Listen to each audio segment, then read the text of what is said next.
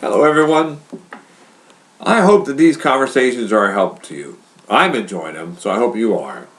Today's topic is going to be, why do we have problems? It's a suggestion of my wife, and I found in the past it's a good thing to listen to her. She's a lot smarter than I am. So the question is, why does God allow problems in our life? Doesn't He care? It's a pretty big subject. So today I'm just going to be really quick on a few of them. I think there's three types of problems. The first one is the one I call rain problems. The Bible says the rain falls on the just and the unjust, the Bible. I'm going to put all the references in the description below. So, rain problems. Your neighbor gets wet, you get wet. The sun's too hot, everybody's hot. They're natural problems. They're problems because of what Adam and Eve decided to do, which was their own thing. So we're still paying for those. Natural disasters happen. Cancer happens. Things happen.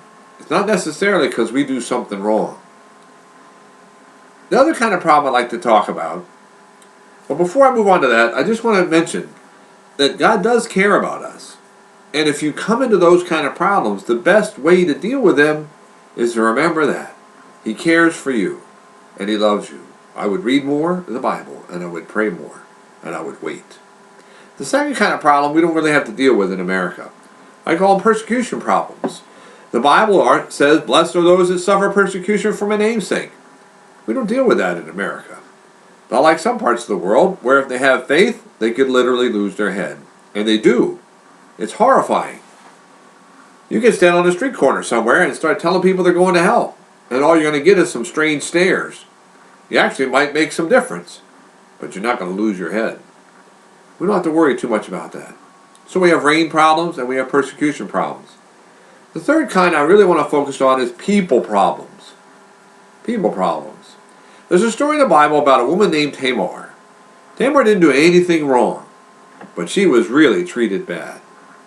Tamar was the wife of a man named who was a horrible man. And he was so bad that God noticed him and said, okay, buddy, you're done.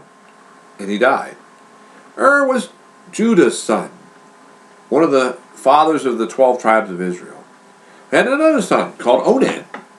He said to Onan, go into her and have children, because that's the way they did it. If the brother died before there were kids, the next one had kids.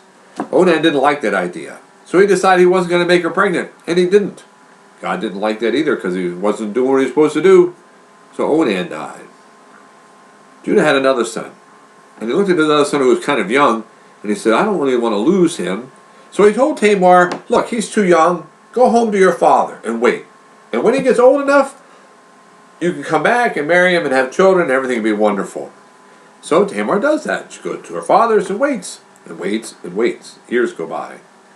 So Judah's obviously not keeping his promise. But one day he had to go close to where she lived, and she dressed herself up as a prostitute. And when he went past where she was, he said, oh, hey, let's make a deal. She says, well, what do you got? He said, I got a baby goat. Where? Well, not with me. She said, okay, well, give me something for surety. So he gives her his staff, his ring, bracelet, and they do what they do, and he leaves.